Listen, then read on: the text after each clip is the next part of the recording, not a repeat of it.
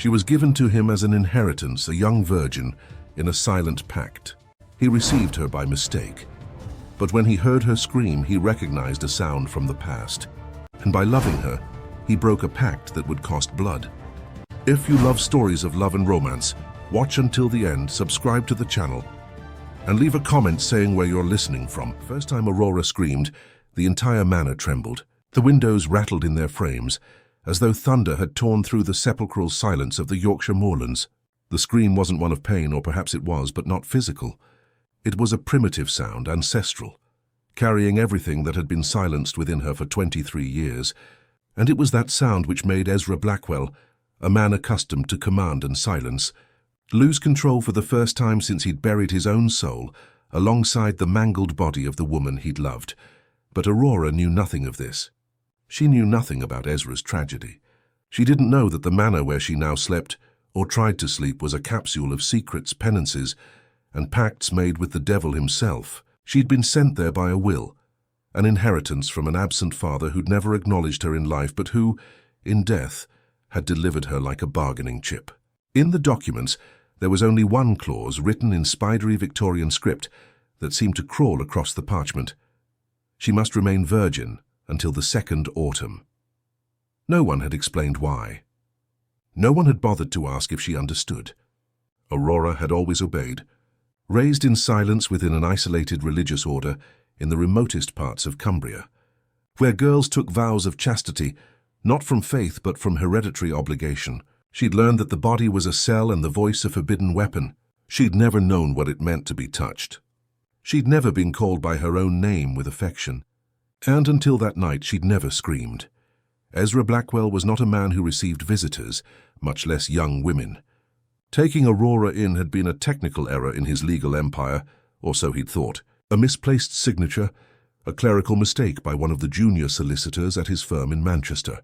But when she'd appeared at his door, drenched from the rain that lashed across the moors, wearing a simple dress that looked like it belonged to another century, and eyes that seemed to have already lived 1,000 lives, he knew her presence was not chance. It was debt. It was return. Aurora caused unease, not just because of her raw beauty, devoid of vanity, or the way she moved through the manor as though she carried memories from another time, but because when he looked at her, he felt something unacceptable: recognition. She wasn't a stranger. She was the echo of an ancient memory, a song whispered in the dark when he, still a boy, had cried hidden in the cellars of a decimated orphanage in Liverpool's docklands. Her voice was the same. On the first night, when the scream tore through the corridors of the East Wing, Ezra ran to her room believing something had hurt her. And in a way something had. Aurora was lying on the floor, trembling, crying with her hands pressed against her belly. She couldn't explain what she'd felt, but she whispered something between sobs in a voice so broken it barely sounded human. "Someone touched me." Inside. Ezra had examined her with clinical detachment, the same way he'd examined evidence in courtrooms, looking for proof, for logic. There were no marks, no wounds, no signs of intrusion. And then, seeing her curl into herself, seeing the blood of her first menstruation staining the sheet for the first time in her life, blood that should have come a decade ago, but had been somehow suspended, frozen within her by forces he didn't yet understand. He understood. Aurora was virgin. In everything. In soul, in body, in world. From that night on, nothing was normal. Ezra began seeing shapes in the shadows, hearing whispers in languages he didn't speak, but somehow understood. Doors slammed on their own. The light through the stained glass in the main hall projected silhouettes that resembled ancient dances, rituals performed by women in white gowns who seemed to be both dancing and drowning. Aurora said she dreamed of women dressed in white, buried alive in the manor's gardens, their mouths filled with earth, their eyes still open. She said she remembered a locked room, one she'd never been in before, with walls covered in mirrors that reflected not her face, but the faces of others. And then she found a diary hidden in the old fireplace in the library, behind a loose stone that gave way when she pressed it, as though the house itself wanted her to find it. Her diary with a signature written in faded ink: Aurora Blackwell, 1894. She was not the first. The discovery sent a cold terror through Ezra's chest, the kind of fear he hadn't felt since he was 7 years old, and had watched his mother walk into the River Mersey, and never come back. He'd built his entire life on control, on the illusion that he could master fate through money, through power, through the manipulation of law itself. He'd become one of the most feared corporate lawyers in England, a man who could destroy companies with a single filing, who held the secrets of politicians and billionaires in locked safes in his Manchester office. But this ancestral darkness, seeping through the walls of his family estate, was something beyond his jurisdiction. Consumed by fragmented memories that felt more like hauntings than recollections, Ezra plunged into research about his own bloodline. He discovered that the manor had been, centuries ago, a sanatorium for women deemed hysterically impure, a place where noble families sent daughters who dared to feel desire, who spoke too loudly, who dreamed too vividly. There they were silenced, punished, and some, according to hidden records he found in the archives of Leeds University's special collections, sealed into spiritual pacts to contain the bloodline. Those women also bore similar names: Aurelia, Aurelina, Aurora, always Aurora. The revelation exploded when Ezra discovered the true origin of the young woman sleeping in his east wing. Aurora was the biological daughter of the woman he'd loved and lost in a helicopter crash 5 years ago, a crash supposedly caused by industrial sabotage, by enemies he'd made in his ruthless climb to power. Isabel Hartley had been a journalist, beautiful and fearless, investigating corruption in pharmaceutical companies, and she died when her helicopter went down over the North Sea. But there was more, so much more that his own family had concealed. Isabel had been pregnant when she died, and the child had survived. The medical records were sealed, buried under layers of legal maneuvering that bore his own uncle's signature. The baby had been cut from Isabel's body as she lay dying, kept alive in secret, hidden away, raised as spiritual property by an obscure religious order with ties to his family going back 300 years, with the promise that she would never be claimed by the flesh, never be touched, never be awakened to her own humanity. She was to remain pure, untouched, until the second autumn of her 23rd year, when some ancient debt would be considered paid. Ezra understood then the full scope of their destiny. By touching Aurora, he would be breaking a pact made in blood by his ancestors. By loving her, he would be defying an invisible force that had shaped his entire fortune, his pain, his guilt. But he was already lost. He wanted her. He hated her for existing, for being the daughter of the only woman he'd ever loved, for carrying Isabel's eyes and voice and the same stubborn tilt of her chin. He desired her in a way he'd never desired anyone, with a hunger that felt like starvation, like drowning, like dying and being reborn in the same breath. And for the first time she desired him too. It started small, almost imperceptibly, the way her eyes would linger on his hands when he poured tea in the mornings, the way she'd stand too close when they walked through the manor's endless corridors, her shoulder brushing his arm with a frequency that couldn't be accidental. She'd begun asking questions, not about the will or the inheritance or the strange clause that governed her life, but about him, about the scar on his left hand, the one that looked like a burn but wasn't, about why he never slept, why she could hear him pacing the halls at 3 in the morning, why his eyes looked like they'd seen things that couldn't be unseen. The eroticism between them became unbearable. Aurora began testing her limits, provoking him with sweetness, with innocence that was both genuine and calculated, with contained fury that made her tremble when she stood before him. She wanted to know what it meant to be loved, possessed, worshipped. But above all, she wanted to know if her scream, that first one, could be transformed into song. If there was pleasure in surrender or only pain. Ezra tried to maintain distance. He threw himself into work, taking calls from London at all hours, reviewing contracts until his eyes burned, anything to avoid the pull he felt toward her. But the manor seemed to conspire against him. He'd find her in rooms he'd just left, as though she'd materialized there. He'd catch her scent, lavender and something older, earthier, in corridors where she hadn't walked. And at night, he'd hear her voice through the walls, not screaming but singing, songs in languages that shouldn't exist, melodies that made his blood feel like it was moving backward through his veins. On the third night, they were truly alone together. The servants, having fled after the housekeeper claimed to see a woman in white standing at the foot of her bed, Aurora came to his study. It was past midnight. Rain hammered against the windows with violence that seemed personal, as though the storm itself was trying to break into the house. She wore a white nightgown, thin enough that he could see the outline of her body beneath it, and her hair fell loose around her shoulders, black as the moorland night. She didn't speak. She simply walked to where he sat behind his desk, papers scattered before him, and placed her hand on his chest directly over his heart, where no one had ever touched. The scar there, the one he'd given himself years ago in a moment of grief-mad desperation, the one he kept hidden under shirts and suits and layers of carefully constructed armor, blazed hot beneath her palm. It felt like it was opening again, like her touch was reaching inside him and finding the wound that had never healed. And then he did something he hadn't done since he was a child. Since before he learned that tears were weakness, and weakness was death, he cried. He cried while he pulled her into his lap, while his hands tangled in her hair, while he kissed her with a violence that should have frightened her but didn't. He cried while she moaned against his mouth, a sound of confusion and awakening, not understanding if she was being freed or shattered into pieces too small to ever reassemble. Her hands moved over his face, his neck, exploring with the wonder of someone discovering a new world. She touched his tears, tasted them on her fingers, and something in her eyes changed. She looked ancient suddenly, knowing, as though all the Auroras who had come before her were looking through her eyes, guiding her hands. She unbuttoned his shirt with trembling fingers, revealing the scar fully, a mark that ran from his collarbone to his sternum, raised and ugly and permanent. Instead of recoiling, she pressed her lips to it. The sensation shot through him like electricity, like fire, like every sensation he'd numbed himself to for years, flooding back at once.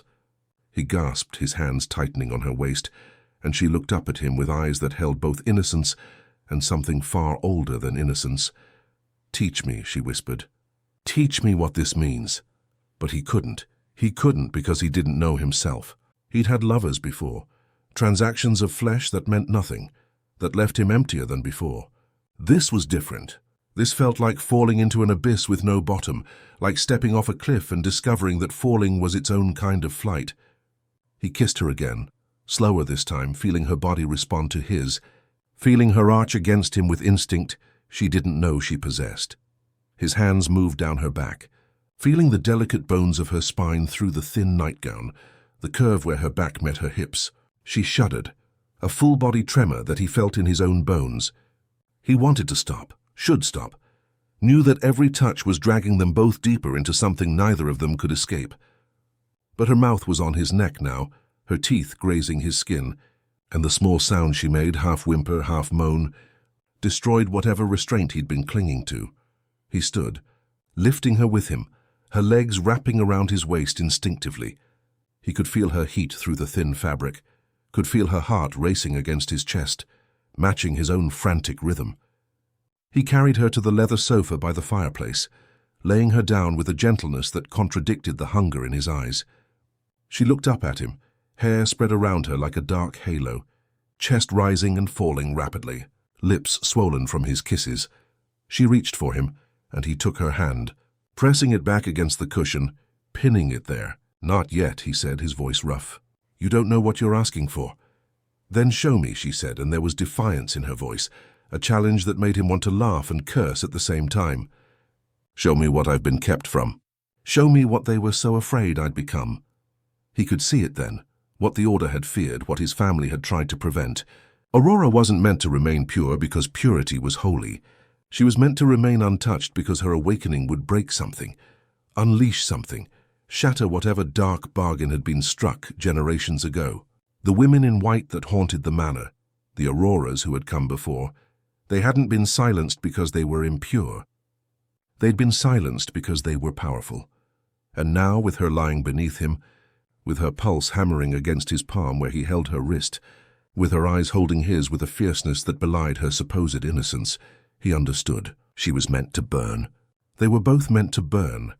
He released her wrist and traced his fingers down her arm, watching her eyes flutter closed, watching her bite her lip as sensation rippled through her. He touched her throat, feeling her swallow, feeling her breath catch. He moved lower, his hand hovering over her heart, feeling it race beneath his palm. She arched up into his touch, seeking more, and he gave it to her, his hand moving over the thin fabric of her nightgown, learning the shape of her, the soft curve of her breast, the hardening of her nipple beneath his thumb. she gasped, her eyes flying open, looking at him with something between shock and revelation. No one had ever touched her there. No one had ever touched her anywhere. Every sensation was new, overwhelming, building into something she had no name for but felt in every cell of her body. "Please," she whispered, though she didn't know what she was asking for. He knew. He'd always known. He'd been waiting for this since the moment she walked through his door, drenched and lost and carrying eyes that belonged to the dead. He leaned down and captured her mouth again, swallowing her moan as his hand moved lower, over her ribs, her stomach, to the heat between her legs. Even through the fabric he could feel her wet and ready, her body knowing what her mind had never been taught.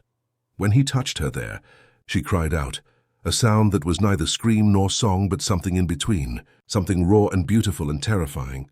Her hips lifted off the sofa, seeking friction, seeking relief from the pressure building inside her. He stroked her through the fabric, slow circles that made her whimper, made her hands fist in his hair, pulling him closer. The room seemed to pulse around them, the shadows deepening, the firelight casting dancing patterns on the walls. He could feel presences gathering, watching, the weight of history pressing down on them. The Auroras who had been denied this, who had been buried with this hunger still burning in their dead flesh, they were here witnessing, waiting. He slid his hand beneath her nightgown, skin to skin, and she shattered.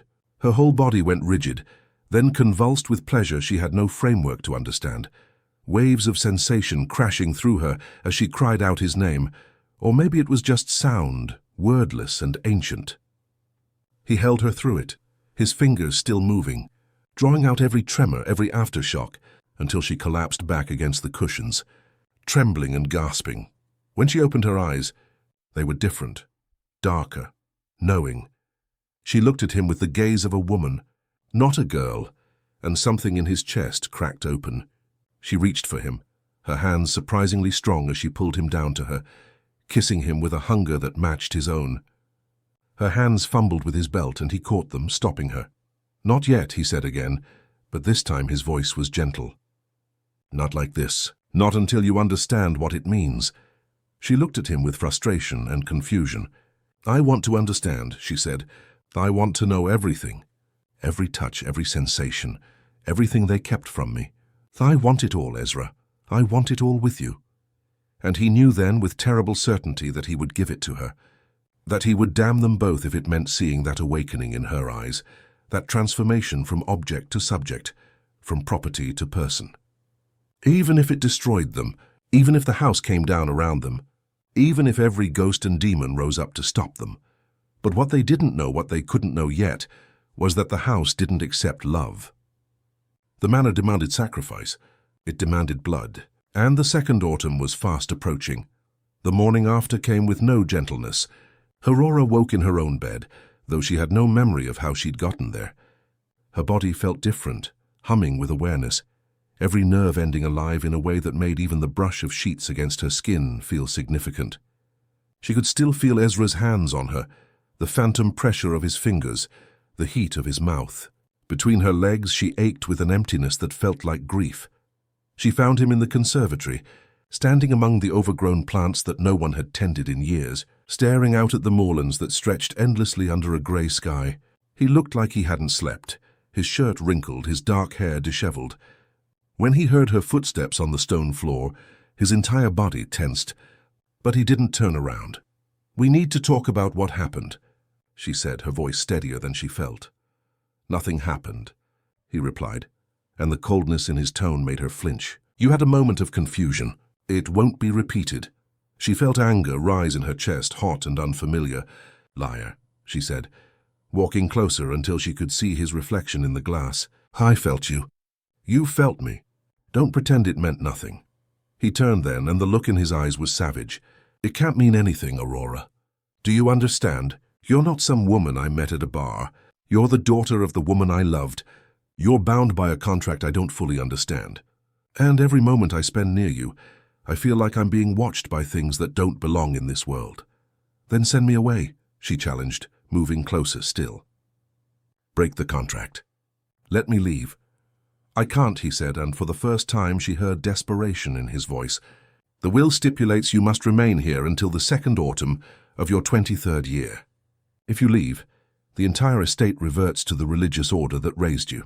Everything I've built, every asset, every property, it all goes to them. It's the perfect trap. She studied his face, seeing the exhaustion there, the fear he was trying to hide. Who was she? My mother. Tell me about Isabel. The name seemed to physically hurt him. His jaw clenched, and he looked away. She was brilliant, he said quietly, fearless. She investigated stories no one else would touch, powerful people, dangerous people. I met her when she was researching a piece on corporate fraud in the pharmaceutical industry, something my firm was involved in defending. She was supposed to be my enemy.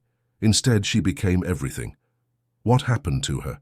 Her helicopter went down over the North Sea 5 years ago. She was chasing a story about illegal drug trials, human experimentation on vulnerable populations. The official report said mechanical failure, but Isabel didn't believe in coincidence, and neither do I. Someone wanted her dead. And she was pregnant with me, Aurora said softly. Ezra's eyes met hers, and she saw pain there so raw it took her breath away. I didn't know, he said. I swear to God I didn't know. They told me she died instantly, that there were no survivors. If I'd known there was a child, if I'd known you existed, I would have torn the world apart to find you. But you didn't, she said, not accusingly, just stating fact. And they hid me away, raised me to be nothing, to feel nothing, to want nothing. Why? What was the point? That's what I'm trying to understand, Ezra said, running his hands through his hair in frustration. The Blackwell family has owned this estate for 300 years. We made our fortune in shipping, then steel, then law. But there's another history, one that's been buried. The women in white that you dream about, they were real. This manor was used as a private asylum for inconvenient women, daughters who refused arranged marriages, wives who spoke too freely, widows who inherited too much. They were brought here and kept here until they became compliant or until they died. Aurora felt cold. And they all had my name? Variations of it, yes. It's not a coincidence. The name Aurora means dawn, new beginning. I think each of these women was meant to be a vessel for something. A bloodline, a power, I don't know. But every generation there's been one, and every generation she's been kept pure, untouched, until some specific time or event. The second autumn, Aurora whispered. What happens then? I don't know, Ezra admitted, but we're going to find out. There's a section of the manor I haven't been able to access, a wing that was sealed off before I inherited the estate. The door is iron, covered in symbols I don't recognize. But in the diary you found, the one from 1894, there's a mention of a chapel beneath the manor. I think that's where the answers are. The diary. Aurora had been reading it every night, the faded words of her namesake from over a century ago. The woman who had written it had been vivid, passionate, terrified. She'd written about rituals, performed in the dark, about her blood being taken and mixed with strange substances, about dreams where she walked through mirrors and met versions of herself from other times. The last entry had been abrupt, unfinished, ending mid-sentence. They say I must go willing into the glass, but I see now what waits on the other side, and I refuse to... The sentence had ended there, the rest of the page torn away. When do we go? Aurora asked. To find this chapel. Tonight, Ezra said. The servants are gone. We're alone here. Whatever happens, there's no one to witness it. The day passed with agonizing slowness. Aurora tried to read, to distract herself, but her mind kept returning to the night before, to the feeling of Ezra's hands on her body, to the pleasure that had torn through her like lightning. She found herself wanting it again, wanting more, wanting everything he'd refused to give her. The ache between her legs had become a constant throb, a reminder of awakening that couldn't be undone. She caught glimpses of Ezra throughout the day, always at a distance, always moving away when she approached. He was avoiding her, but she could feel his awareness of her, the way his eyes would find her across rooms, the way he'd pause when he heard her voice. The tension between them was building, pressure with no release, and the manor seemed to feed on it. Doors opened and closed on their own. The temperature would drop suddenly, their breath misting in the air even though it was summer. And the mirrors. God, the mirrors showed things they shouldn't, reflections that moved wrong, faces that weren't theirs staring back. As darkness fell, Aurora changed into practical clothes, jeans and a thick sweater, boots that could handle rough terrain. She found Ezra waiting in the main hall, holding 2 torches and a crowbar. He'd changed too, all in black, looking dangerous and beautiful in a way that made her heart race. "Ready?" he asked. She nodded, not trusting her voice. They descended into the manor's depths, past the wine cellar, past the old servants' quarters, into sections of the house that felt older, medieval, the walls changing from plaster to stone. The air grew colder and damper, carrying scents of earth and decay. Their torches cast wild shadows that seemed to move independently, and Aurora could swear she heard whispers following them, words in languages she didn't know but somehow understood. They spoke of waiting, of hunger, of debt owed and blood required. The sealed door stood at the end of a narrow corridor, exactly as Ezra had described. Iron, covered in symbols that hurt to look at directly, their shapes seeming to writhe and shift in the torchlight. There was no lock, no handle, just smooth metal and those terrible symbols. Ezra examined it closely, running his fingers along the edges. "There's a gap here," he said, like it's not actually locked, just held closed by something else. "Magic," Aurora said, and he looked at her sharply. She shrugged. "What else would you call it? This entire place is saturated with something unnatural. I can feel it in my bones, in my blood. It recognizes me. That's what I'm afraid of," Ezra muttered. He wedged the crowbar into the gap and pulled. Nothing happened. He tried again, muscles straining, and still the door didn't move. "Fuck," he gasped, stepping back. "Let me try," Aurora said. "Absolutely not.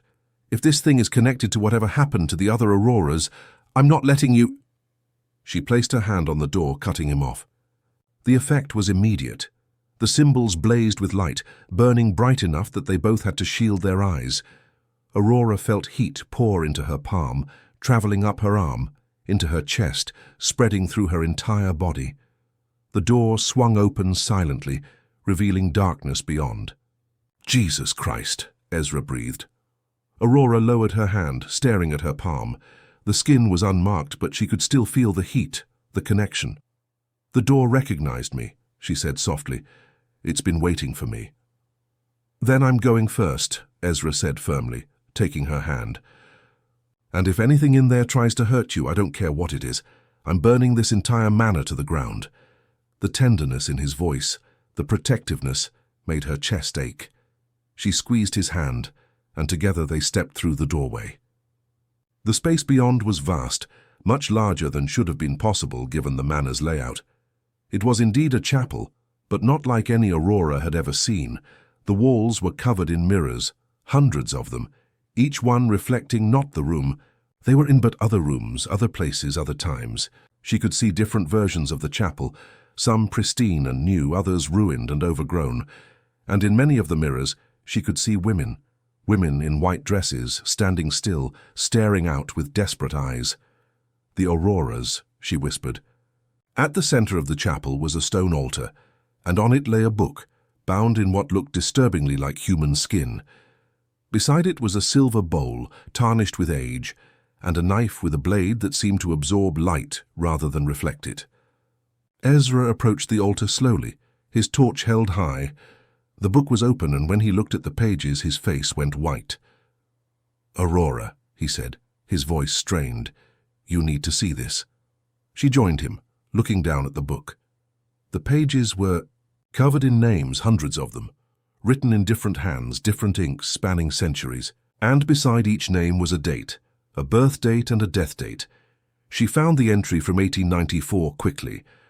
Aurora Blackwell, born March 3rd, 1871, died October 31st, 1894, the second autumn of her 23rd year. "They all died," Aurora said, her voice hollow. "Every single one. On the same day of their 23rd year, all of them." Ezra flipped through the pages frantically, going back further, then forward, and the pattern held. Every Aurora, going back to the 1600s, had died on October 31st of their 23rd year. And the last entry, written in fresh ink that couldn't have been more than a few months old, made Aurora's blood freeze. Aurora Hartley, born March 3, 2002, died October 31st, 2025. "That's 3 months from now," Ezra said. "Whoever wrote this, they expect you to die in 3 months." Aurora felt dizzy, her vision swimming. She reached out to steady herself on the altar and her hand landed in the silver bowl. Pain exploded up her arm, sharp and burning.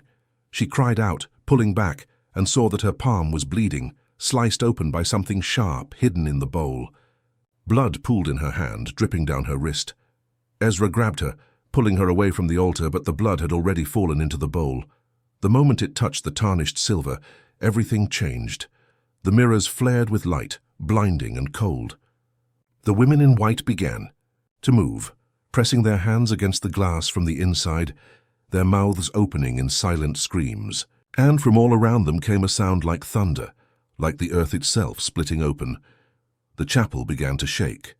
Cracks appeared in the stone floor, spreading outward from the altar, and from those cracks came light, the same cold illumination that filled the mirrors. Ezra tried to pull Aurora toward the door, but she couldn't move. Her feet were rooted to the spot, her body rigid, her bleeding hand extended toward the altar as though drawn by invisible strings. "Aurora, fight it!" Ezra shouted, gripping her shoulders. "Whatever this is, fight it." But she couldn't.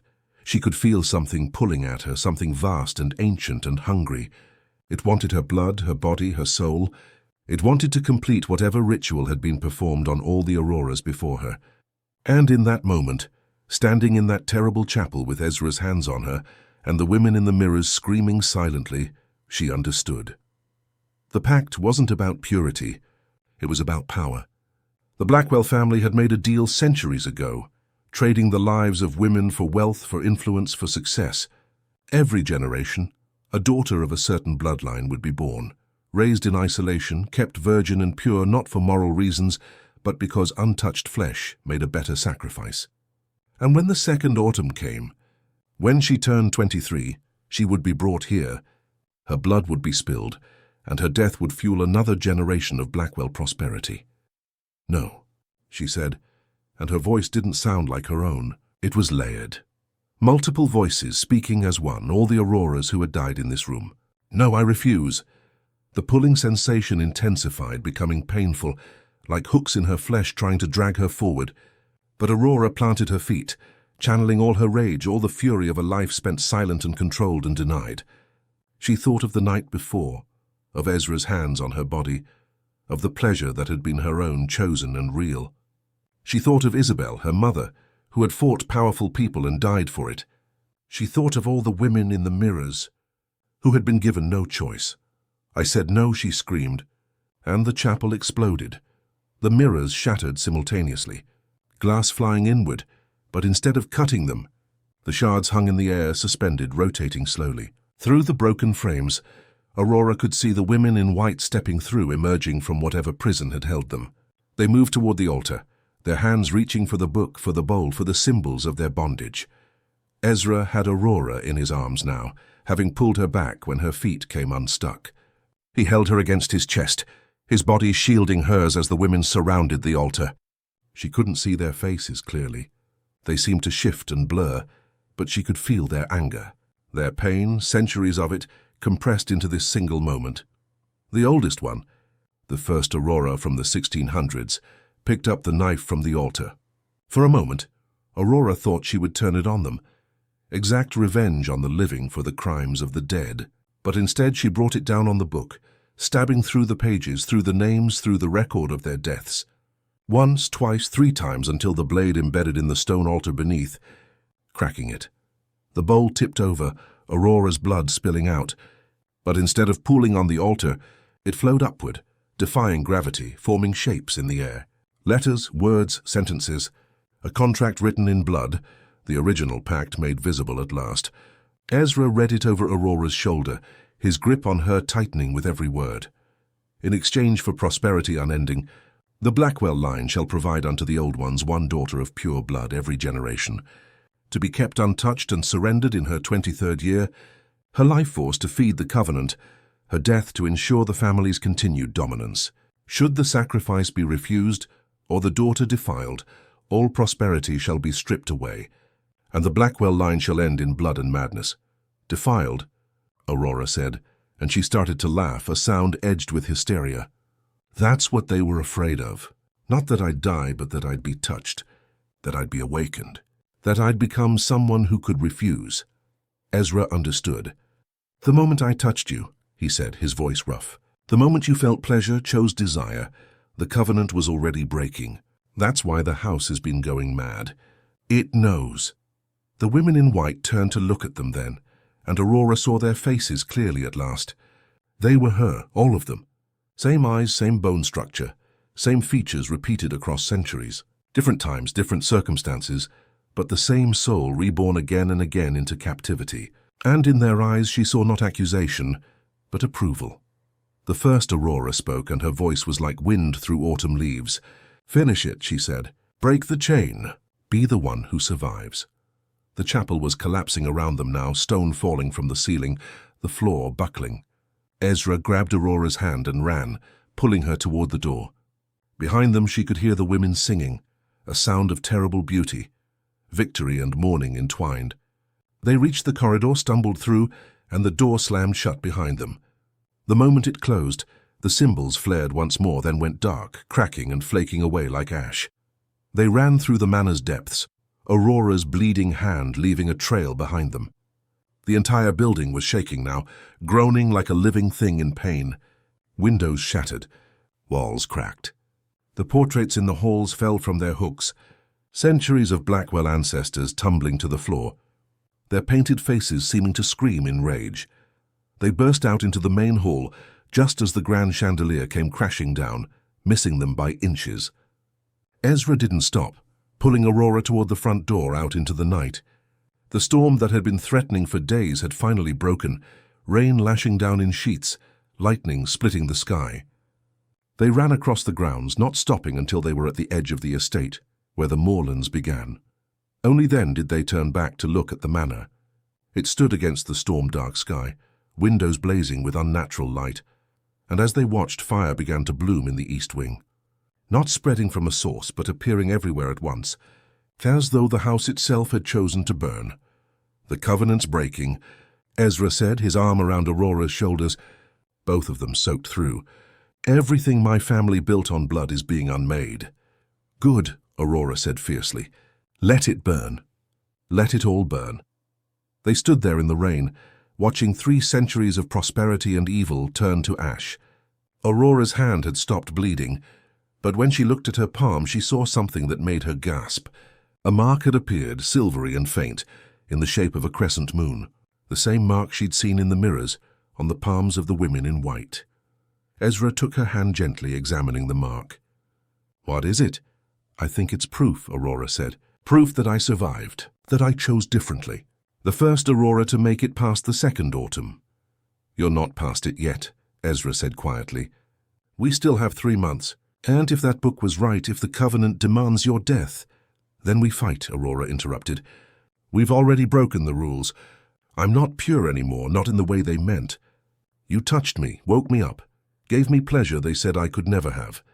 I felt desire, felt want, felt alive. If that's defilement, then I'm gloriously defiled and I want more. She turned to face him fully, rain streaming down both their faces. I want more of you, she said. I want everything you held back last night. I want to know what it means to be loved by you, possessed by you, to have you inside me. I want to be so thoroughly claimed that no ghost, no covenant, no ancient power can ever call me theirs. I want to be yours, Ezra, completely, irrevocably yours. His eyes searched hers, and she saw the war in them, fear and desire and love all tangled together. You understand what you're asking?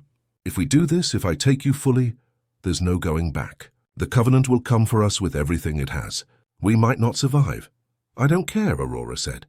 I've been dead my entire life, just a vessel waiting to be emptied. You made me feel alive. Let me live, even if it's only for 3 months. Let me have this. Let me have you. He kissed her then, fierce and desperate, his hands tangling in her wet hair, and she tasted rain and smoke and promise. When he pulled back, his eyes had changed, all hesitation burned away. They were dark with need, with decision, with commitment to whatever came next. Not here, he said, his voice rough. Not in the shadow of that place. Come with me. He took her hand and led her across the moors, away from the burning manor toward a small cottage that stood at the far edge of the estate. It was a groundskeeper's cottage, unused for years, but when Ezra pushed open the door, it was clean, dry, with a fireplace already laid with wood, as though it had been waiting for them. He lit the fire while Aurora stood dripping in the doorway, shivering with cold and anticipation. The flames caught quickly, casting warm light over the small space. There was a bed, a table, a few chairs. Nothing grand, nothing like the manor's opulence, but it felt safe, separate, theirs. Ezra turned to her, his eyes reflecting firelight. "Come here," he said softly. She moved toward him, her body trembling, and he caught her face in his hands.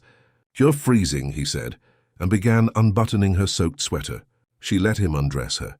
Piece by piece, his hands gentle but deliberate. When she stood before him in only her undergarments, pale skin golden in the firelight, he stopped, just looking at her. "You're so beautiful," he said, and his voice broke on the words. "So alive. I can't believe they wanted to kill this, to waste this." "Then don't let them," Aurora whispered. "Make me more alive, please." And finally, he did. He undressed her completely by the fire, his hands reverent as they traced every curve, every plane of her body that had been kept hidden, forbidden, preserved like something in a museum that was meant to be looked at but never touched. But Ezra was touching her now, his palms warm against her cold skin, his fingers learning the landscape of her, with an attention that made her feel worshipped and devoured at the same time. She reached for his shirt, fumbling with the buttons, and he helped her, shrugging it off to reveal the scarred chest she'd kissed the night before. But there were more scars she saw now. So many more. Some old and faded, others relatively new. His body was a map of pain, each mark a story of survival, of battles fought in courtrooms and in the dark corners of his own mind. "What happened to you?" she whispered, tracing a particularly vicious scar that ran along his ribs. "Life," he said simply. "People who thought they could break me. They were almost right." She kissed the scar, then another, her lips moving over his damaged skin with tenderness that made his breath catch. "You're beautiful," she said, echoing his words.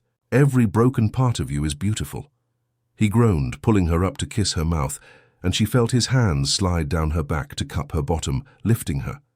Her legs wrapped around his waist instinctively, and the feel of his hardness pressing against her core through his jeans made her gasp into his mouth.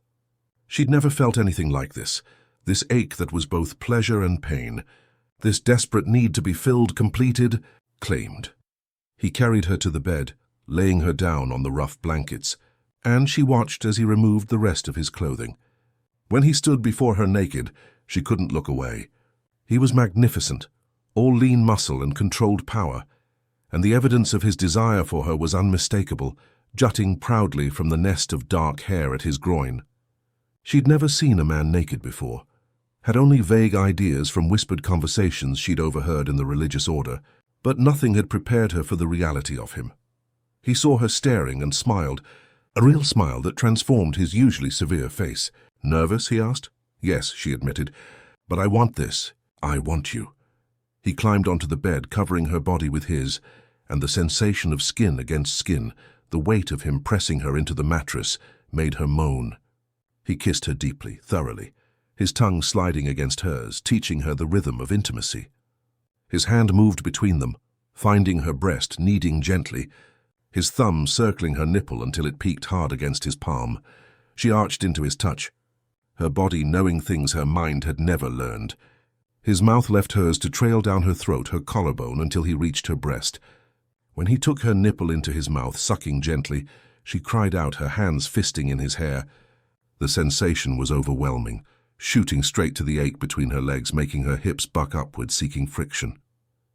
"Ezra," she gasped. "Please." "Not yet," he murmured against her skin. "I want to taste all of you first.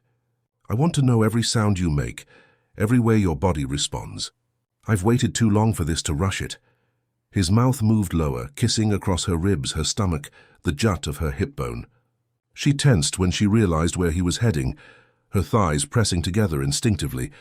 He looked up at her, his eyes dark with hunger. "Trust me," he said. Let me show you what pleasure feels like. She nodded, trembling, and let her legs fall open. He settled between them, his shoulders spreading her wider, and she felt exposed in a way that should have been humiliating but instead felt sacred. He kissed the inside of her thigh, then the other, his breath warm against her most intimate flesh. And then his mouth was on her, and she stopped thinking entirely. The sensation was indescribable. His tongue moved over her in long, slow strokes, learning her taste, her texture, finding the bundle of nerves at the apex of her sex and circling it with maddening precision. She'd touched herself there once in the bath, curious about the sensations he'd given her the night before, but this was entirely different. This was someone else's desire, focused entirely on her pleasure. Someone who seemed to take genuine joy in the sounds she was making, the way her hips were lifting to meet his mouth.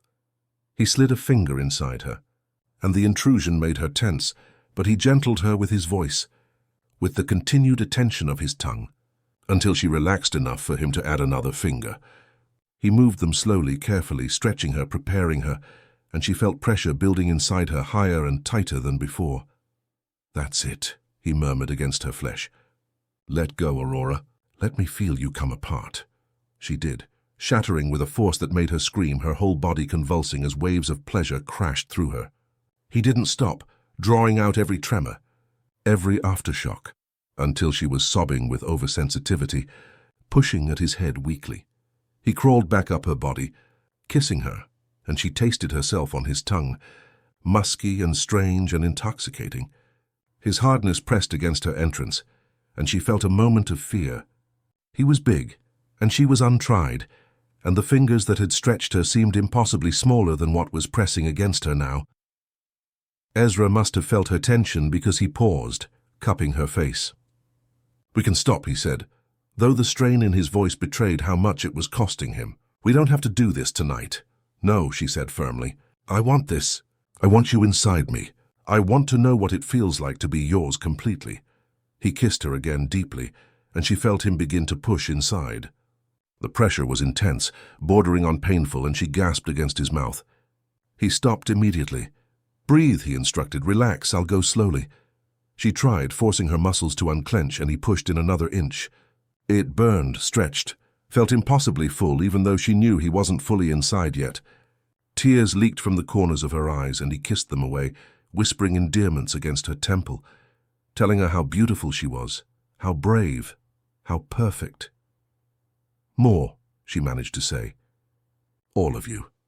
He thrust forward in one smooth motion, tearing through the barrier of her virginity, seating himself fully inside her. She cried out, the pain sharp and shocking, and he held still, trembling with the effort of not moving, letting her adjust. She felt impossibly stretched, impaled, claimed in the most primal way possible. But beneath the pain there was something else. A sense of rightness, of completion, of two pieces fitting together that had always been meant to join.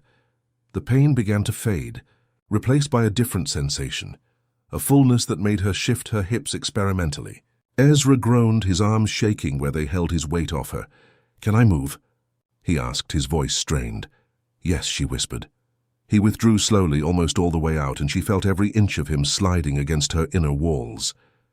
Then he pushed back in, and this time there was less pain, more pleasure. He set a slow, steady rhythm, giving her time to adjust, to learn the feel of him inside her. His hand found hers, lacing their fingers together, pinning her hand beside her head as he moved above her. She wrapped her legs around his waist, and the change in angle made him hit something inside her that sent sparks of pleasure through her core. She moaned, and he did it again, harder this time, his control starting to slip. The bed creaked beneath them, the old frame protesting their movements, and outside she could hear the storm still raging. Thunder rolling across the moors like the earth itself was applauding their transgression. His thrusts became faster, deeper, and she met each one, her hips rising to take him as fully as possible. The pleasure was building again, different from before, deeper, more connected to him, to the feeling of being filled by him. She could feel his heart racing against her chest, could taste the salt of sweat on his skin when she kissed his shoulder, could hear the groans he was trying to muffle against her neck. "Aurora," he gasped.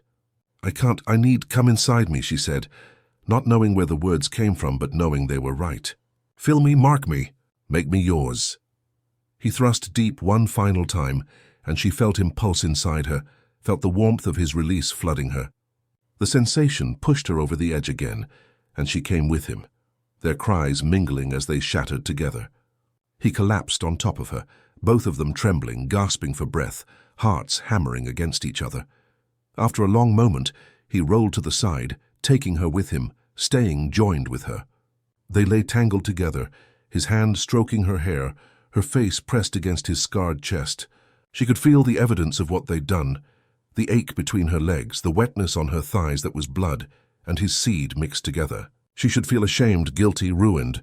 Instead, she felt powerful. "How do you feel?" he asked quietly. "Alive," she said.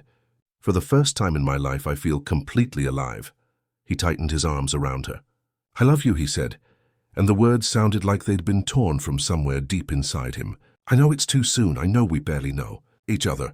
But I loved your mother, and I love you, and I'm not going to let anything take you from me. Not fate, not curses, not ancient covenants. You're mine now, and I protect what's mine." She tilted her face up to kiss him. "I love you too," she said. "I think I loved you from the moment I walked through your door. You looked at me like I was real, like I mattered. No one had ever looked at me like that before." They stayed in the cottage for 3 days, leaving only to gather food from the manor's kitchen, which somehow remained intact despite the fire that had consumed the east wing. The rest of the building was a ruin.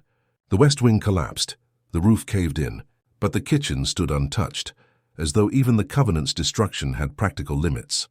During those 3 days, Ezra taught Aurora everything about pleasure, about her body, about the ways two people could come together. He was patient and thorough, alternating between tender lovemaking and something rougher, more primal, teaching her that she could take pleasure in both. She learned what he liked too, the way he groaned when she kissed his scars, the way he lost control when she took him in her mouth, the way he'd flip her onto her stomach and take her from behind with a dominance that made her scream into the pillows. But they also talked, learning each other's histories in the spaces between passion. Ezra told her about his childhood in the Liverpool orphanage, about the abuse and neglect that had made him determined to rise above his origins. He told her about building his legal practice from nothing, about the compromises he'd made, the lines he'd crossed, the people he'd crushed to get where he was.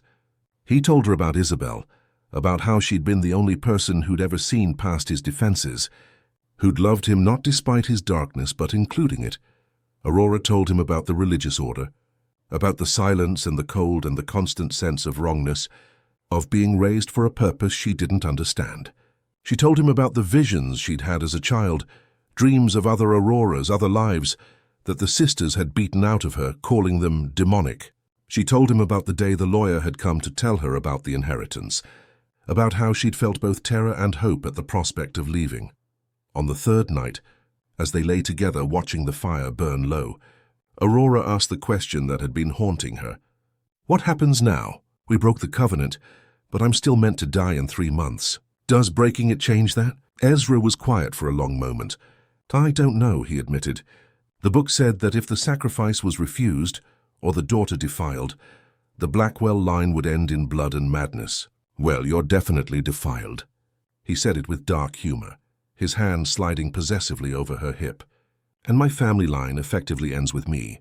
I have no siblings, no heirs. So maybe that's enough. Maybe the Covenant considers itself satisfied. Or maybe it's just getting started," Aurora said quietly. "The women in the mirrors, the Auroras who died, they wanted me to break the chain. But what if breaking it doesn't mean surviving? What if it just means choosing how I die?" He pulled her closer, his body wrapping around hers protectively. "Then we fight," he said fiercely. "We find a way to survive this. There has to be something in the manor's records, some clue about how to break this completely. Tomorrow we go back, search what's left of the library, find answers." But tomorrow came with its own horrors. They woke to find the cottage surrounded by figures in white. Not ghosts, not this time, but real people. Women in the same style of religious garb that Aurora had worn in the Order. They stood in a circle around the cottage, perfectly still, perfectly silent, and their faces hidden by white veils. Ezra moved immediately, dressing quickly, positioning himself between Aurora and the door. "Stay behind me," he ordered. "They're from the Order," Aurora said, her blood running cold. "They've come for me." She dressed quickly in the clothes Ezra had brought from the manor, her hands shaking. When they stepped outside, the women didn't move, didn't speak. They simply stood there, an unbroken circle like a human cage. One of them finally stepped forward, lifting her veil. Aurora recognized her immediately. Sister Marguerite, the eldest of the order, the one who had been her primary guardian for 23 years. Her face was ancient, deeply lined, but her eyes were sharp and knowing. "Aurora Hartley," she said, her voice like gravel. "You have broken sacred vows.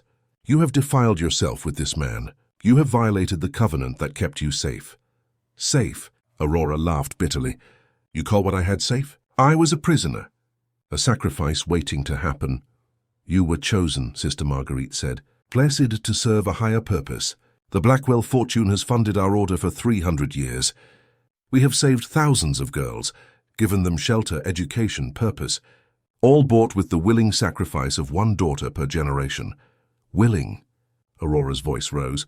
"None of them were willing. They were kept ignorant and killed.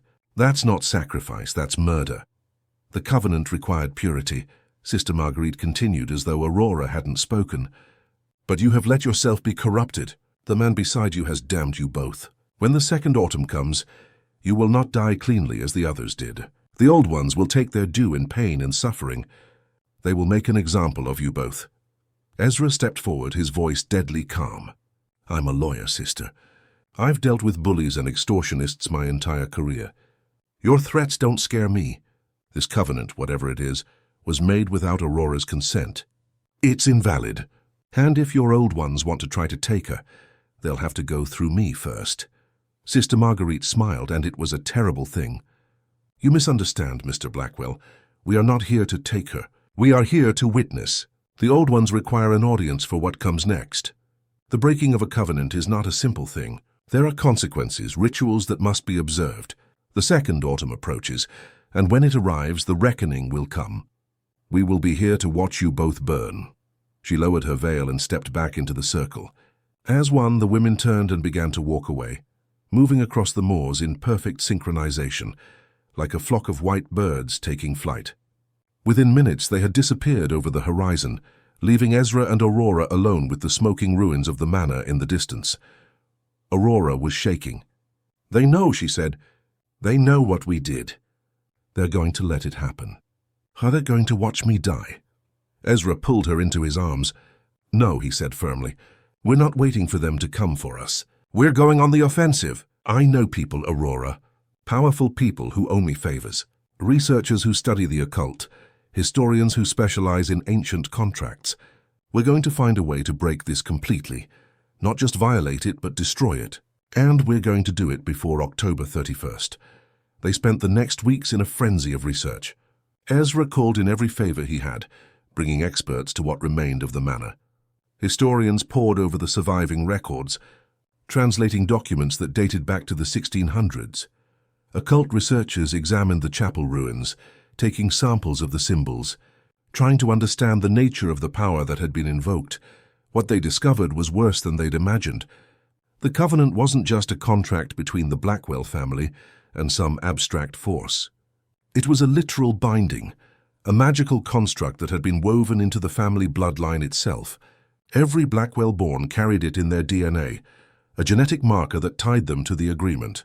And Aurora, as the designated sacrifice, was the linchpin. Her death every generation renewed the covenant.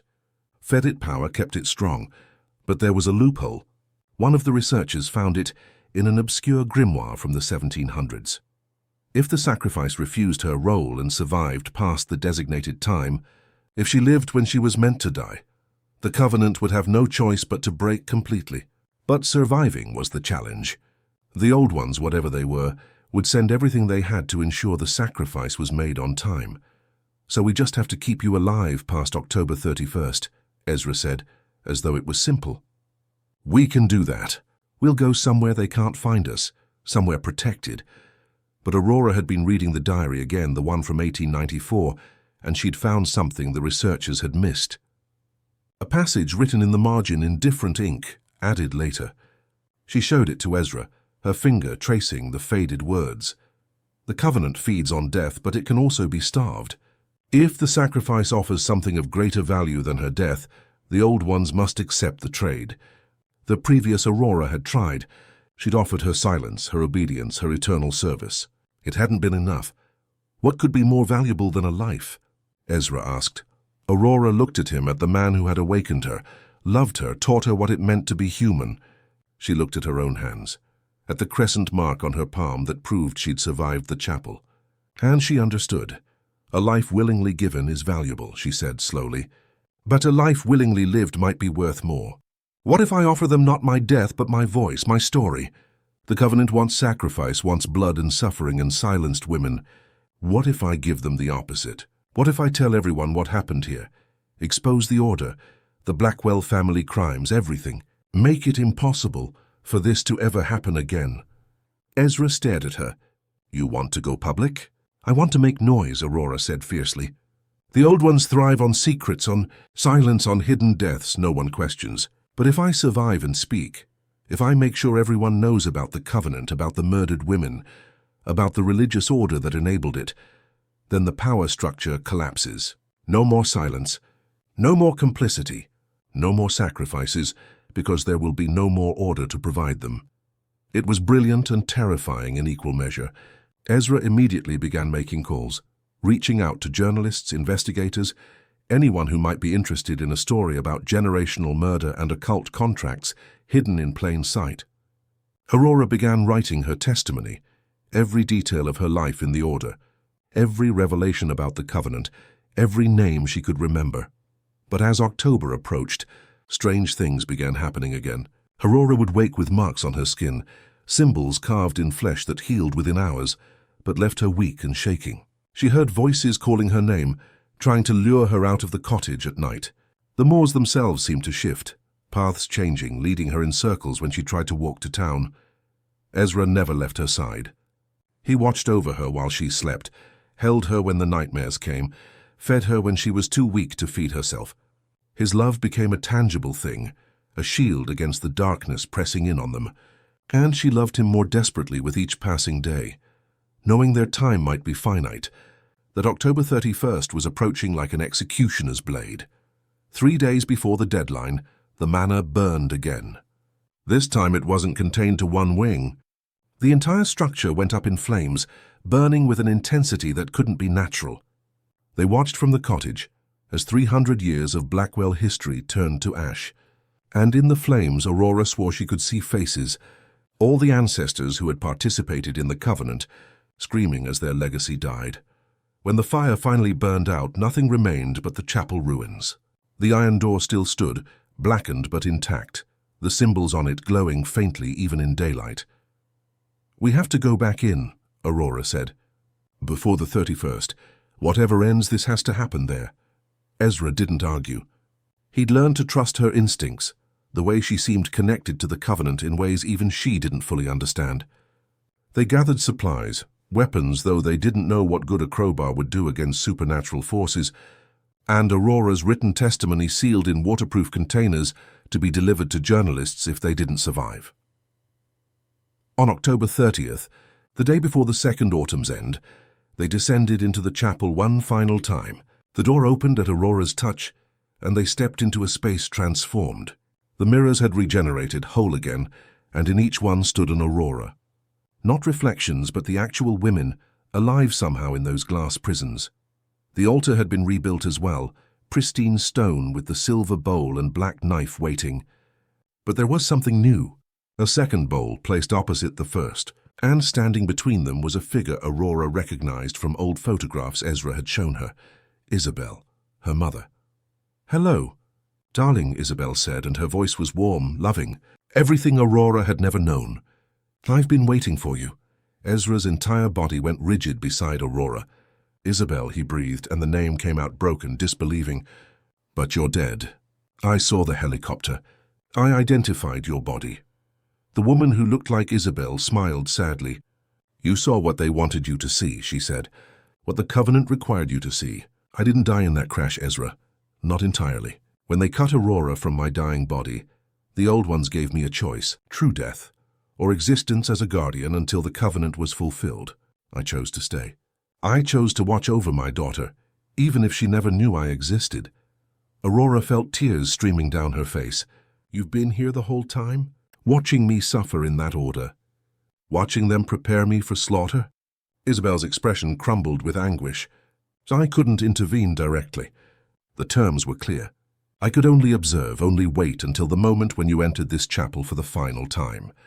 Only then could I speak, could I try to change what seemed inevitable. My darling girl, I have watched you every day of your life. I sang to you when you cried as a baby. I walked beside you in the Order's gardens when you were lonely. I was in every dream you ever had of a mother's love. And I have been screaming silently for 23 years, unable to hold you, unable to save you. Aurora moved forward, but Ezra caught her arm. It could be a trick, he said, his voice hard despite the pain in his eyes. The Covenant has already tried to manipulate us. This could be another illusion. Isabel looked at him with infinite sadness. You're right to be suspicious. You learned that from your childhood, from the orphanage where you were left with nothing but your wits. I know about the scar on your back, Ezra. The one you got when you were 9 years old and tried to stop an older boy from hurting a smaller child. I know you carry that guilt still, that you think you should have done more, been stronger. I know because you told me, one night when we'd made love and you finally let your walls down. I know because I loved you then and I love you still, even in this terrible half-existence. Ezra's face went white. No one knew about that, he whispered. No one but me, Isabel finished gently. It's really me, my love. What's left of me, anyway.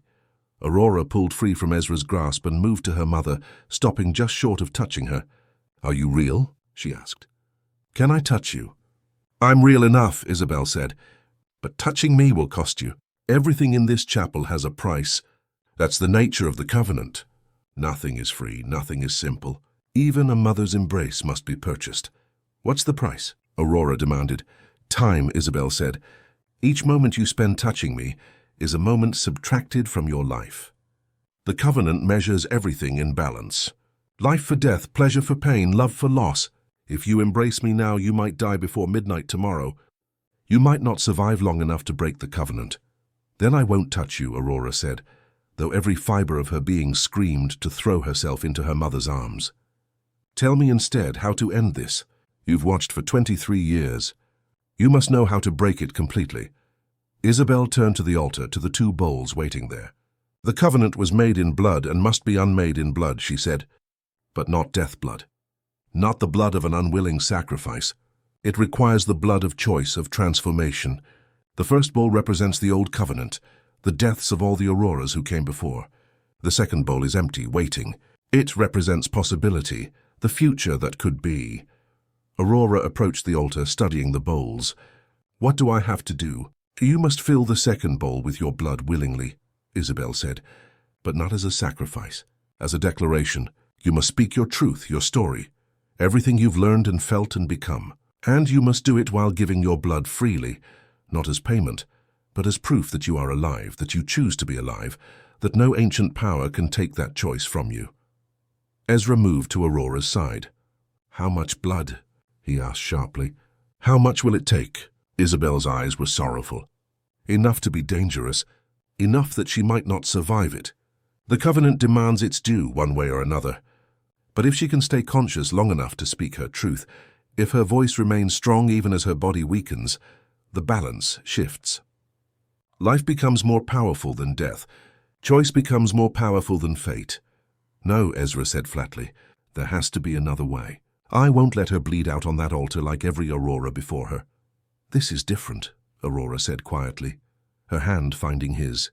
They bled to death silently, as sacrifices, as objects. I would bleed while speaking, while claiming my own story. Don't you see? That's the loophole. That's what none of them could do, because they'd been kept silent their whole lives. But you taught me to use my voice, Ezra. You taught me that I matter, that my words have power. Now I have to prove it. She picked up the black knife from the altar. It was heavier than she'd expected, and cold, so cold it burned her palm. She looked at the Auroras watching from the mirrors, at the centuries of women who had died without choice, without voice, without even the comfort of knowing their deaths meant something. Then she looked at Ezra, at the man who had taught her what it meant to be loved, to be seen, to be human. I'm going to survive this, she told him, and then I'm going to spend the rest of my life with you. I'm going to have your children if we choose to have them.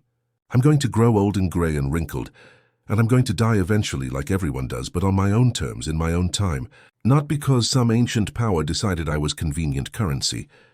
I'm going to live, Ezra. Watch me." She drew the blade across her palm, the same palm that bore the crescent mark. Blood welled immediately, more than should have come from such a small cut, as though the Covenant was trying to drain her quickly, to kill her before she could speak. She held her hand over the empty bowl and began to talk. "My name is Aurora Hartley," she said, her voice steady despite the pain. "I am 23 years old. I was born in death and hidden in silence. I was raised in a religious order that taught me my body was a cage and my voice was a sin. I was told I existed to serve a higher purpose, but that purpose was a lie. I was currency in a transaction made before I was born, payment for wealth and power I never benefited from." The blood flowed steadily into the bowl. Aurora could feel her heartbeat slowing, her vision starting to blur at the edges. But she kept talking. "I am the daughter of Isabel Hartley, who was brave enough to investigate evil even when it cost her life. I am the daughter of someone in the Blackwell line, though I don't know who and I don't care. What matters is that I am my own person. I am not their sacrifice. I am not their victim. I am Aurora, and I choose to live." Ezra was beside her now, his arm around her waist, holding her up as her legs began to shake. "Keep going," he urged. "You're doing it, love. Keep talking." The women in the mirrors were pressing their hands against the glass, their mouths moving silently, as though they were speaking with her, lending her their voices. Aurora felt them flowing into her, all the Auroras who had never been allowed to finish their stories. She spoke for all of them. "For 300 years women have died in this place," she said, her voice growing stronger even as her body grew weaker. "Women who dared to feel desire, to have opinions, to want more than the small boxes society built for them. They were called hysterical, impure, possessed. They were locked away and killed, and their deaths brought silence and complicity. But I am breaking that silence. I am telling their stories. I am making sure the world knows what happened here." The bowl was half full now, her blood gleaming dark red in the chapel's strange light. Aurora's hand was numb, her whole arm cold. She could feel the Covenant pulling at her, trying to drag her down into death, but she fought it with everything she had. "I met a man named Ezra Blackwell," she continued. "He was supposed to be my jailer, the executor of my death sentence. Instead, he became my liberator. He touched me when I'd never been touched.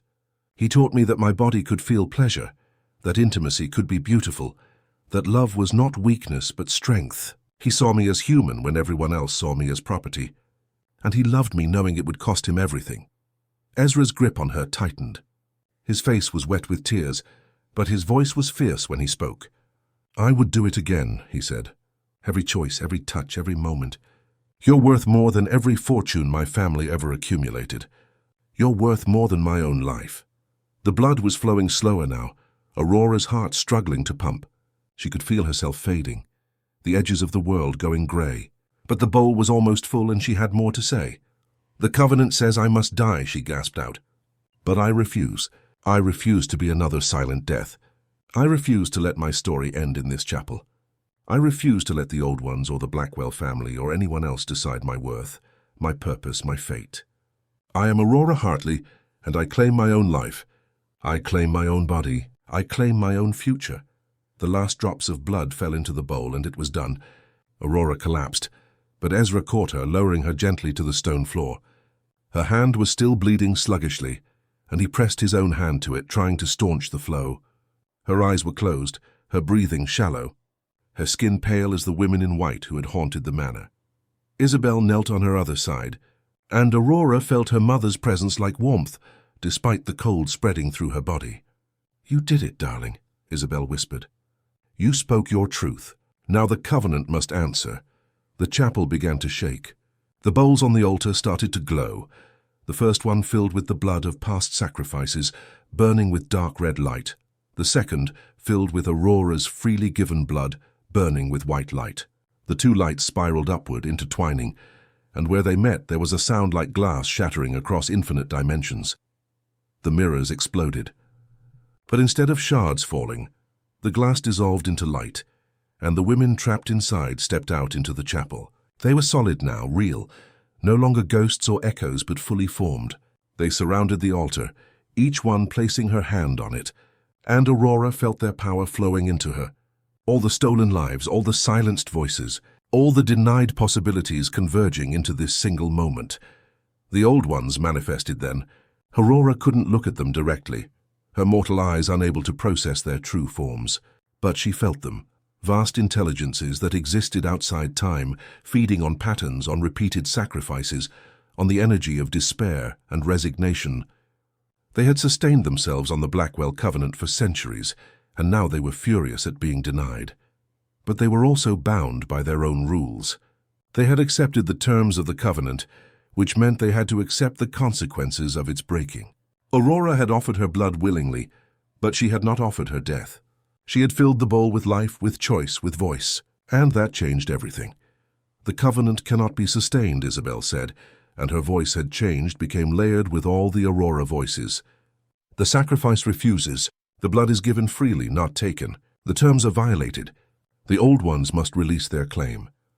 The pressure in the chapel intensified, crushing, as the old ones raged against this conclusion. Aurora felt them trying to take her anyway, trying to drain the last of her life to satisfy their hunger. But the other Auroras formed a barrier, their bodies shielding hers, their combined strength holding back the ancient powers. Ezra held Aurora against his chest, his mouth at her ear. "Stay with me," he commanded. "Don't you dare leave me.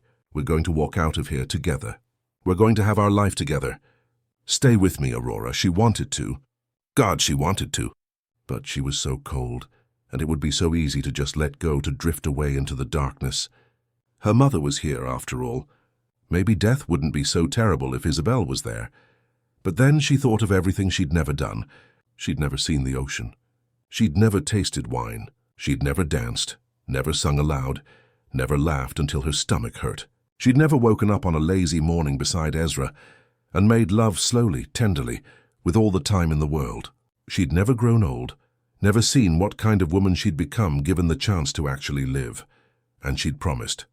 She'd promised she would survive. Aurora opened her eyes. The world was still grey and faint, but she could see Ezra's face above her, could see the desperation and love there. She lifted her good hand, touched his cheek, and felt warmth starting to return to her fingertips. "I'm still here," she whispered. "I'm not going anywhere." The moment she spoke, everything changed. The white light from the second bowl blazed brighter, so bright it consumed the chapel. Aurora felt it pouring into her, felt her heart strengthen, felt blood that shouldn't exist flooding her veins. The other Auroras were giving her their borrowed time, their stolen years, everything they'd never gotten to live. They were choosing to end their own half-existence to ensure she survived. "No," Aurora tried to say. "Don't sacrifice yourselves for me." But the first Aurora, the one from the 1600s, knelt beside her and smiled. "This isn't sacrifice, child," she said. "This is choice. We've been waiting centuries for one of us to break through, to live the life we were all denied. Let us give you what was stolen from us. Let our deaths finally mean something." One by one the Auroras faded, their forms dissolving into light that flowed into Aurora's body. She felt each of them as they went, felt their memories, their loves, their losses, their strength. They became part of her, not possessing her but enriching her, giving her the accumulated wisdom and courage of 300 years of women who had refused to be forgotten. When the last Aurora faded, Isabel remained. She looked at her daughter with eyes full of love and pride. "You did it," she said. "You broke the covenant. The old ones have no more claim. The Blackwell line is free, and so are you." Aurora struggled to sit up, Ezra supporting her. "Mum," she said, the word feeling strange and wonderful on her tongue. "Don't go, please, I just found you." Isabel cupped Aurora's face gently, and this time the touch didn't cost anything. It was simply a mother holding her daughter. "I've been dying for 5 years, darling," she said. "I've only existed this long because of the Covenant's power. Now that it's broken, I can't stay. But I'm not afraid. I got to see you survive. I got to see you loved by a good man. I got to hear you claim your own voice. That's more than I dared hope for." She turned to Ezra, and the look that passed between them was full of history, of love that had never truly died. "Take care of her," she said. "Give her all the life I couldn't. And Ezra, let her take care of you too. Don't hide behind your walls anymore. You've both earned the right to be happy. I loved you, Ezra said, tears streaming down his face. I never stopped. I know, Isabel said gently, and I love you still. But she's your future now. Love her the way you loved me, but better. Love her without the fear, without the secrets. Promise me. I promise, Ezra said. Isabel kissed Aurora's forehead, and it felt like benediction. Live fiercely, she whispered. Live loudly. Live everything I couldn't, and know that every moment of your life I'll be proud of you. Then she faded, her form dissolving into golden light that drifted up and up until it disappeared through the chapel ceiling. The old ones departed with her, their presence withdrawing, the covenant finally fully broken. The altar cracked down the middle, and the bowls shattered, the blood in them evaporating into mist that smelled like flowers and rain. The chapel was silent. Aurora and Ezra sat on the cold stone floor, holding each other, both of them shaking with exhaustion and relief and grief. After a long moment, Aurora looked at her palm. The cut had healed, leaving only the crescent scar. But now beside it was a new mark, a symbol that looked like interlocking circles, representing the merged souls of all the Auroras, the unbroken chain of women who had finally found freedom. We should go, Ezra said finally. This place is dead now. Let it stay buried. They climbed out of the chapel for the last time. Behind them, the iron door closed with a sound like a sigh, and the symbols on it went dark, crumbling away to nothing. By the time they emerged into the upper levels of the manor ruins, the entrance to the chapel had collapsed entirely, sealing it forever. The sun was rising over the moors, painting the sky in shades of gold and pink. October 31st, the day Aurora was supposed to die, had arrived. And she was alive. She was free. She was standing beside the man she loved, watching the dawn break over a world that was finally fully hers to explore. What do we do now? She asked. Ezra pulled her close, kissing her temple. Now we live, he said. We publish your testimony and expose the order. We make sure no other girls are raised the way you were. We tear down every institution that enabled this, and then when that's done, we live for ourselves. We travel, we laugh, we make love until we're too exhausted to move. We do everything normal people do, and everything extraordinary we can think of. What about your legal practice? Your career? Ezra looked at the ruined manor, at the ashes of his family legacy. I built that career on my family's blood money, he said. On the fortune earned through the covenant. I don't want it anymore. I have skills. I'll rebuild, but differently this time. I'll represent people who actually need help, not corporations trying to avoid consequences. Or maybe I'll do something completely different. The point is, I get to choose now. We both do. Aurora leaned into him, feeling his heartbeat steady against her back. I want to study, she said. I never got an education, never learned about the world. I want to go to university. I want to read everything, learn everything. Is that selfish? It's human, Ezra said, and I'll support every moment of it. We'll get you enrolled wherever you want. You're brilliant, Aurora. You're going to be extraordinary at whatever you choose. They walked back to the cottage hand in hand. Over the next weeks, they kept their promise. Aurora's testimony was published in multiple outlets, sparking investigations into the religious order. The women there were interviewed, and many came forward with their own stories of abuse and control. The order was dissolved, its assets seized, its leaders arrested. The story became a sensation, a horrifying example of how ancient systems of oppression could persist in modern times. Aurora became something of a reluctant celebrity, but she used the platform to advocate for other women trapped in similar situations. She started a foundation with the remains of the Blackwell fortune, after everything tied to the covenant was liquidated. The foundation helped girls escape from controlling religious organizations, provided education and therapy, gave them the tools to claim their own lives. Ezra kept his promise too. He closed his corporate practice and opened a small firm focusing on human rights cases, representing victims of institutional abuse. He and Aurora worked side by side, partners in every sense of the word. 6 months after the covenant broke, they married in a small ceremony on the moors, with only a handful of friends present. Aurora wore a dress the color of dawn, not white but gold and pink and orange, all the colors of sunrise. Ezra wore a simple black suit, and when he saw her walking toward him, he cried openly, not caring who saw. They exchanged vows they'd written themselves. Ezra promised to always see her, to always hear her voice, to always treat her as the fully human, fully autonomous person she was. Aurora promised to always be honest, to always claim her own desires, to always meet him as an equal. Neither of them promised to obey. Neither of them needed to. A year later, Aurora started at university, studying history and literature with a focus on women's narratives. She was the oldest student in her program, but also one of the most passionate. She devoured knowledge, wrote papers that challenged her professors, made friends who knew nothing of her past, and loved her for who she was in the present. Ezra would pick her up after classes, and they'd walk through the streets of Manchester hand in hand, arguing about her readings, laughing at private jokes, stealing kisses at street corners. They'd go home to the flat they'd bought together, nothing grand, just 2 bedrooms and a kitchen that was always cluttered, and they'd make dinner together. Afterward, they'd make love, sometimes tender, sometimes rough, always passionate, always real. 2 years after the covenant broke, Aurora woke on October 31st with a moment of panic. But Ezra was beside her, his arms around her, and the sun was streaming through their bedroom window. She was alive. She was past the date, past the curse, past everything that had tried to claim her. She turned in his arms, kissing him awake. He smiled against her mouth, his hands sliding down her body with familiar possessiveness.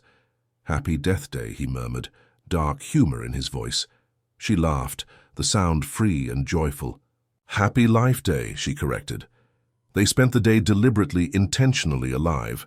They went to the ocean, something Aurora had never seen before they'd started traveling together. She stood at the edge of the water, feeling the waves crash over her feet, tasting salt on the wind. Ezra stood behind her, his arms wrapped around her waist, and she leaned back into his strength. "I love you," she said. "I love you," he replied. "Today and every day after, for as long as we both shall live," and they did live. They lived fiercely and fully, with all the passion and purpose that the Auroras before them had been denied. Aurora published a book about her experiences, which became required reading in courses on institutional abuse. Ezra won landmark cases that changed laws about religious organizations and parental rights. Together they became a force for change, 2 people who had stared into darkness and chosen light. They fought sometimes because that's what real couples do. They had moments of fear, of doubt, of wondering if they'd done enough to honor those who died. But they always came back to each other, always chose each other, always remembered that their love was itself an act of revolution. 5 years after the covenant broke, they had a daughter. Aurora went into labor on October 30th, and for a moment they both felt cold terror. But the baby was born healthy on October 31st, screaming with impressive lungs, and they named her Isabel. Little Isabel would grow up knowing her grandmother's story, knowing the sacrifice that had been made so she could exist. But she would also grow up free, loved, encouraged to use her voice in all the ways her mother and grandmother had been denied. 10 years after the covenant broke, Aurora and Ezra stood on the moors where the manor had once stood. Nothing remained now, not even ruins. Nature had reclaimed the space, wildflowers growing where the chapel had been buried. They'd come with Isabel, now 5 years old and already showing signs of her mother's fire and her father's sharp mind. Isabel ran ahead, chasing butterflies, her laughter carrying on the wind. Aurora and Ezra walked slowly, hand in hand, grey touching their hair now, but their love as fierce as ever. "Do you think they're at peace?" Aurora asked, meaning all the Auroras, her mother, everyone who had died in the covenant's grip. Ezra squeezed her hand. "I think they're proud," he said. "You gave them what they never had. A victory, an ending that was also a beginning. You turned 300 years of death into a legacy of life." Aurora leaned her head on his shoulder. "We did," she corrected. "We turned it into life. You and me together." "Always," Ezra agreed. "Always together." They watched their daughter dance through the flowers, a child who would grow up knowing she could be anything, do anything, choose anything. A child who would never be silenced, never be sacrificed, never be anything less than fully, gloriously human. And as the sun set over the Yorkshire moors, painting the sky in shades of fire and gold, Aurora felt the presence of all the women who had come before, not haunting her, but celebrating with her. She had broken the chain. She had survived. She had lived. She was Aurora, and she had chosen her own ending. And it was not an ending at all, but a beginning, that would ripple forward through time, touching lives she would never know, changing futures she could only imagine. She had screamed once and the manor had trembled. Now she laughed, and the world opened before her, infinite with possibility. And beside her always was the man who had helped her find her voice, who loved her not despite her scars, but because of everything she'd become in claiming them. Together, they walked into the sunset, into the future they had fought so hard to earn. Behind them, the moors held their secrets. Before them, life stretched endlessly, theirs to shape, theirs to live, theirs to fill with all the love and laughter and fierce, defiant joy that 300 years of silenced women had dreamed of but never known. They had won.